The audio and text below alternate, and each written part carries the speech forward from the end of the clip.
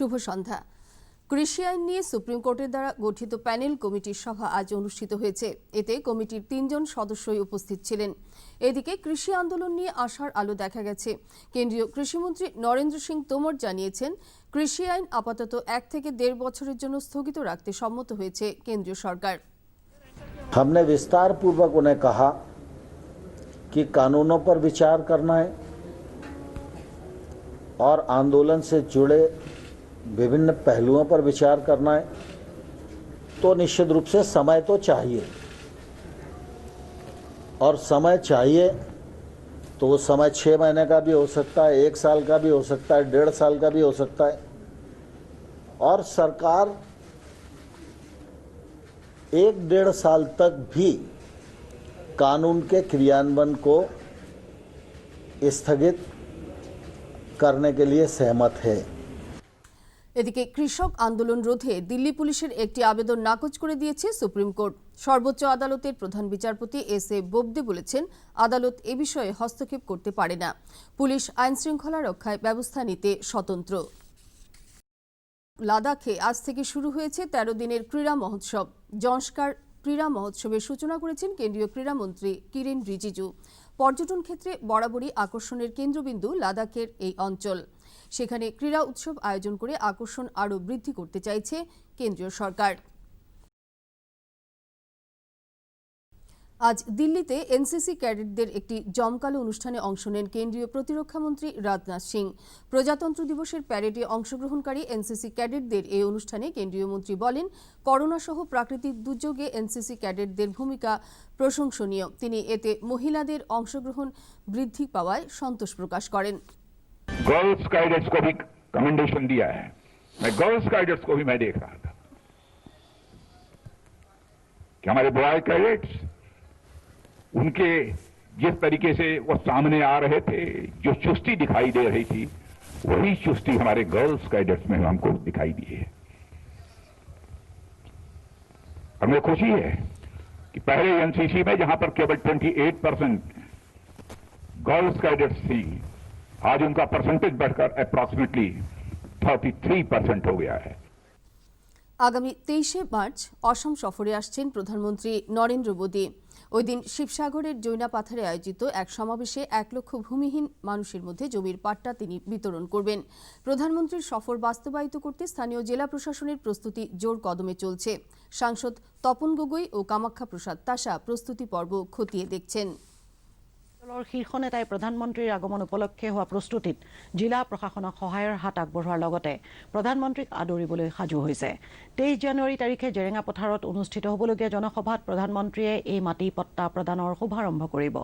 ইতিমধ্যে প্ৰস্তুতিৰ সকলো কাম প্ৰায় 80% সম্পূৰ্ণ হোৱা বুলি প্ৰশাসনৰ তৰফৰ পৰা জনোৱা হৈছে।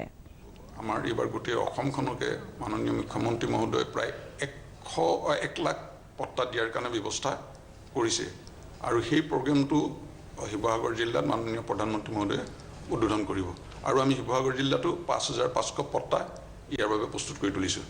প্ৰস্তুতি পুৰা তুংগত চলি আছে। 22 তাৰিখে পুৱাৰ ভিতৰত আমাৰ সকলোখিনি কাম সম্পূৰ্ণ হৈ উঠিব, যিহেতু 23 তাৰিখে ভাৰতবৰ্ষৰ প্ৰধানমন্ত্ৰী নৰেন্দ্ৰ মোদী ডাঙৰীয়াই এই ঐতিহাসিক শিৱসাগৰৰ জেৰেঙা পথাৰত ৰাইজক সম্বোধন কৰিব। এদিকে প্রধানমন্ত্রী নরেন্দ্র মোদী ভিডিও কনফারেন্সিং এর মাধ্যমে আগামীকাল সকাল 10:30টায় তেজপুর বিশ্ববিদ্যালয়ের অষ্টাদশ সমাবর্তনে বক্তব্য রাখবেন।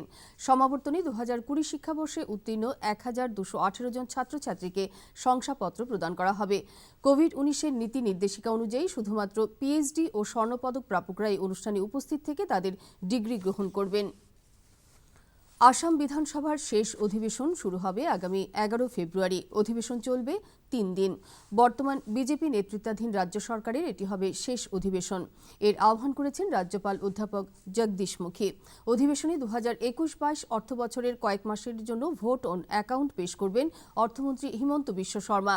রাজ্যপালের জারি করা এক বিজ্ঞপ্তিতে 11 ফেব্রুয়ারি সকাল 9:30 থেকে বিধানসভার 3 দিনের অধিবেশন শুরু হবে বলে জানানো হয়েছে। দেশে এ পর্যন্ত 1,02,00,000 65,163 জন সুস্থ হয়ে উঠেছেন। বর্তমানে চিকিৎসাধীন লোকের সংখ্যা 1,89,246 জন। এ পর্যন্ত মোট আক্রান্তের সংখ্যা 1,06,11,728। এদিকে আসামে এ পর্যন্ত 2,13,179 জন কোভিড-19 থেকে আরোগ্য লাভ করেছেন। মোট আক্রান্তের সংখ্যা 2,16,919। বর্তমানে রাজ্যে 1,316 জন কোভিড রোগী চিকিৎসাধীন রয়েছেন। আসামে জাতীয় নাগরিক পঞ্জিতে নাম অন্তর্ভুক্ত না হওয়া লোকেরাও ভোটাধিকার প্রয়োগ করতে পারবেন বলে নির্বাচন কমিশন স্পষ্ট করে দিয়েছে। মুখ্য নির্বাচন কমিশনার সুনীল আরোরা একথা জানিয়ে বলেছেন যে কেন্দ্রীয় স্বরাষ্ট্র মন্ত্রণালয়ের নীতি নির্দেশিকা অনুযায়ী যাদের নাম নাগরিক পঞ্জিতে অন্তর্ভুক্ত হয়নি তারা আসন্ন বিধানসভা নির্বাচনে ভোটাধিকার প্রয়োগ করতে পারবেন। তিনি বলেন, নির্বাচন অবাধ, সুষ্ঠু ও শান্তিপূর্ণভাবে অনুষ্ঠিত করার ক্ষেত্রে সবগুলি রাজনৈতিক দল সহযোগিতা করবে বলে কমিশনকে আশ্বাস প্রদান করেছে। গুটখা, খৈনি, পান মশলা সহ যাবতীয় তামাকজাত সামগ্রীর উপর নিষেধাজ্ঞা জারি করেছে রাজ্য সরকার। রাজ্য সরকারের জারি করা এক বিজ্ঞপ্তিতে জানানো হয়েছে, আগামী 1 বছরের জন্য এই সামগ্রীগুলিকে নিষিদ্ধ করা হয়েছে। স্বাস্থ্যের পক্ষে ক্ষতিকর এইসব সামগ্রীর বিক্রি করা, প্রস্তুত করা, মজুত করা, পরিবহন ও বিতরণ নিষিদ্ধ করা হয়েছে। রাজ্য সরকারের বিজ্ঞপ্তিতে আরও বলা হয়েছে, এই নিষেধাজ্ঞা অমান্যকারীদের বিরুদ্ধে কঠোর শাস্তিমূলক ব্যবস্থা গ্রহণ করা হবে। বরাক উপত্যকায় গতকাল আরও 8 জনের দেহে নতুন করে কোভিড-19 সংক্রমণ ধরা পড়েছে। কাছাড় জেলায় গতকাল 4 জনের দেহে কোভিড-19 উপস্থিতি ধরা পড়েছে। এই 4 জনকেই র্যাপিড অ্যান্টিজেন টেস্টের মাধ্যমে শনাক্ত করা হয়েছে। জেলায় বর্তমানে 36 জন কোভিড রোগে চিকিৎসাধীন রয়েছেন। করিমগঞ্জ জেলায় গতকাল 4 জনের দেহে এই রোগের সংক্রমণ ধরা পড়েছে। গতকাল জেলায় মোট 505 জনের কোভিড পরীক্ষা করা হয়েছে। এদিকে আজ থেকে করিমগঞ্জ সিভিল হাসপাতাল এবং পাথারকান্দি হাসপাতালে স্বাস্থ্যকর্মীদের মধ্যে টিকাকরণ শুরু হয়েছে। এদিকে হাইলাকান্দি জেলায় গতকাল 111 জনের কোভিড পরীক্ষার পর কারো দেহে সংক্রমণ ধরা পড়েনি। আস্থা কর্মসূচির জন্য জাতীয় পর্যায়ে স্কোচের অধীনে কাছাড় জেলাকে রৌপ্য পদক পুরস্কার প্রদান করা হয়েছে। স্বাস্থ্য বিভাগের গৃহীত একটি অনন্য উদ্যোগ হচ্ছে আস্থা। পুরস্কারটি স্কোচ কমিটির জুরি ঘোষণা করেছে। ভার্চুয়াল অনুষ্ঠানে জেলাশাসক কীর্তি জাল্লি পুরস্কারটি গ্রহণ করেছেন। উল্লেখ্য, স্কোচ পুরস্কারটি সমগ্র দেশে স্থানীয় প্রশাসনকে দেওয়া সর্বোচ্চ স্বাধীন সম্মান। আস্থা প্রকল্পটি গত বছরের জুলাই মাসে কাছাড় জেলায় চালু হয়েছিল। এর মাধ্যমে লকডাউন পরবর্তী সময়ে কোয়ারেন্টাইনে থাকা মানুষ এবং তাদের পরিবার সামাজিক সহায়তা প্রদানের লক্ষ্যে কাজ করা হয়েছিল। আসাম সরকারের একটি মমতাময় প্রয়াস হল স্নেহ স্পর্শ। জটিল রোগে ভোগা শিশুদের স্বাস্থ্যসেবার জন্য এটি একটি বিশেষ পদক্ষেপ। এই প্রকল্পের অধীনে রাজ্য সরকারের স্বাস্থ্য ও পরিবার কল্যাণ বিভাগ এবং রাষ্ট্রীয় স্বাস্থ্য অভিযানের উদ্যোগে আগামী 28 জানুয়ারি সকাল 10টা থেকে পঞ্জীয়ন শিবির ও পরবর্তী চিকিৎসা সহায়তা প্রদানের আয়োজন করা হয়েছে। এতে জন্মগত স্নায়ু রোগ, সেরিব্রাল পলসি, মোটর নিউরন বিসঙ্গতি প্রভৃতি রোগে আক্রান্ত ছেলেমেয়েদের পিতামাতা বা অভিভাবকদের উপস্থিত থেকে পঞ্জীয়ন করানোর অনুরোধ জানানো হয়েছে। এ বিষয়ে বিস্তারিত জানতে 104 এই নম্বরে ফোন করতে পারবেন। Cachar district service authority DLS এর উদ্যোগে সম্প্রতি বিন্নাকান্দি হাই স্কুলে মানব পাচার বিষয়ক বেআইনি কার্যকলাপ ও তার প্রতিরোধে এক সচেতনতা সভা অনুষ্ঠিত হয়েছে।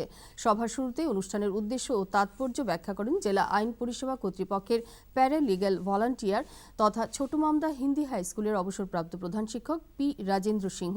পরে মানব পাচারের বিভিন্ন তথ্য তুলে ধরে বাস্তব প্রেক্ষাপট নিয়ে আলোচনা করেন স্কুলের আইনি শিক্ষক মৃণাল কান্তি দাস ও দেবজিৎ আচার্য। আগামী 23 জানুয়ারি থেকে 53 নম্বর জাতীয় সড়কের শিলচর বাইপাস থেকে চেঙ্কুরি পয়েন্ট হয়ে সোনাবাড়ি ঘাট পর্যন্ত যান চলাচল বন্ধ থাকবে। ওই অংশে বাকি থাকা কাজের জন্য পরবর্তী নির্দেশ না দেওয়া পর্যন্ত এই নির্দেশ কার্যকর থাকবে বলে পূর্ত বিভাগের এনএইচ সাব ডিভিশন থেকে জানানো হয়েছে। আমাদের আজকের সংবাদ এ পর্যন্তই। শুভরাত্রি।